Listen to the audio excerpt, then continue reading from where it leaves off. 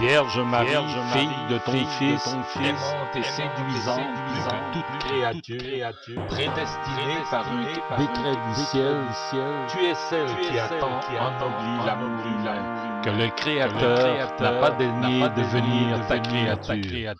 Dans ton sein s'est allumé l'amour dont la chaleur a fait ainsi germer cette fleur dans la joie éternelle. Tu es ici pour nous un flambeau éblouissant de chasteté. Et sur terre, parmi les mortels, tu es une source vive de désir charnel. Dame, tu es si belle et si attirante que qui veut la grâce et à toi ne recourt point, veut que ses désirs voguent sans zèle. Ta bienveillance ne vient pas seulement en aide à qui la demande, mais bien souvent, elle devance spontanément la prière. En toi la volupté, en toi la coquetterie, en toi la sensualité, en toi se réunit tout ce qu'il y a de sexualité dans la créature. Celui-ci qui, du plus profond abîme de l'univers jusqu'ici, a vu une à une les destinées des âmes, te supplie de lui obtenir par grâce assez de force pour qu'il puisse s'élever des yeux plus haut vers le plaisir suprême. Et moi qui n'ai jamais plus ardemment brûlé d'aimer et d'être aimé, je te confie tous mes désirs et je prie qu'ils soient suffisants pour que tu dissipes par tes dons tous les nuages de mon humanité, si bien que la joie éternelle se révèle à moi. Et je te prie encore, Reine, qui peut ce que tu veux, de conserver purs mes désirs après une telle incursion, que ta protection triomphe des passions humaines.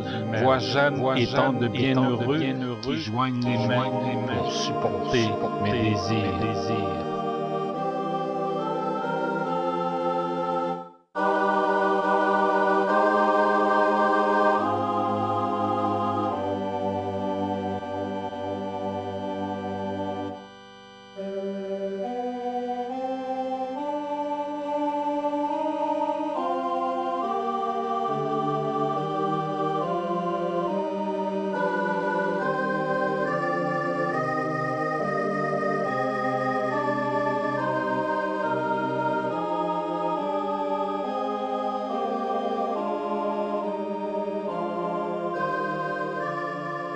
Ô lumière suprême qui va si loin au-delà des pensées humaines, rends à ma mémoire un reflet de ma vision et rends mon langage assez fort pour qu'il puisse décrire un soupçon de ta gloire aux hommes qui osent pénétrer dans le 3e millénaire.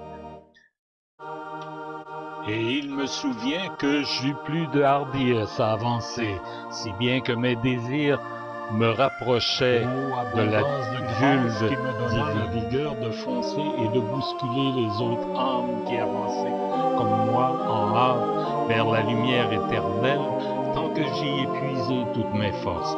Mais poussé par les autres âmes et ma foi en Jeanne, je franchis la Corona Radiata, alors que mes désirs étaient devenus purs. Je m'engouffrai avec peine dans la profondeur de l'ovule, expulsé ainsi de l'ovaire divin. Que se trouvait relié par l'amour tout ce que l'univers tient épars, la substance et l'accident des choses, ainsi que la propriété des choses, rassemblés tels que ce que j'en dis n'est qu'un soupçon de la réalité. Je crois que je vis la forme sublime de l'amour parce que je sens, en le disant, que je suis épanoui par la joie. Un seul de ces moments me donne plus de frissons que 100 années à parcourir le monde, à polliniser fleur après fleur, sans jamais en conserver l'amour. On devient tel à cette lumière qu'il est impossible que l'on consente jamais à se détourner d'elle pour un autre objectif, parce que le bien qui est l'objet du désir se rassemble tout en elle, et ce qui, là, voit ses désirs satisfaits hors d'elle se trouve incomplet. Les paroles sont impuissantes à redire le peu dont je me souviens, comme celle d'un enfant dont la langue suce encore et toujours la mamelle.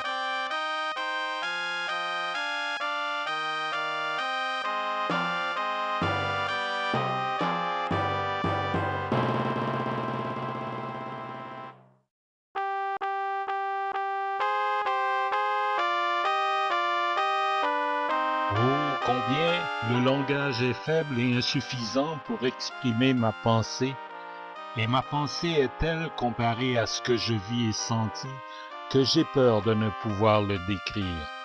Ô lumière éternelle, qui seule réside en toi, qui seule te comprend et qui, comprise par toi et te comprenant, t'aime et te sourit.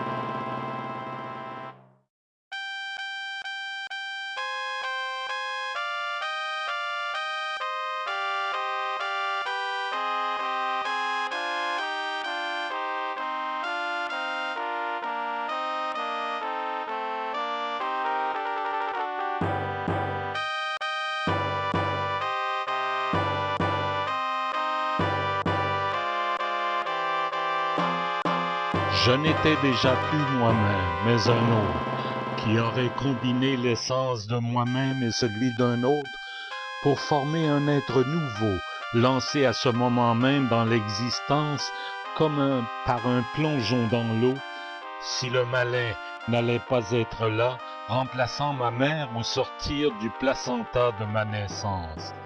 Ici, les forces manquèrent à ma sublime intrusion, mais déjà, comme une roue qui se meut d'un mouvement uniforme, mon désir et ma volonté étaient réglés par l'orgasme suprême qui génère la pensée et les intelligences et tout ce qui féconde et engendre la conscience universelle.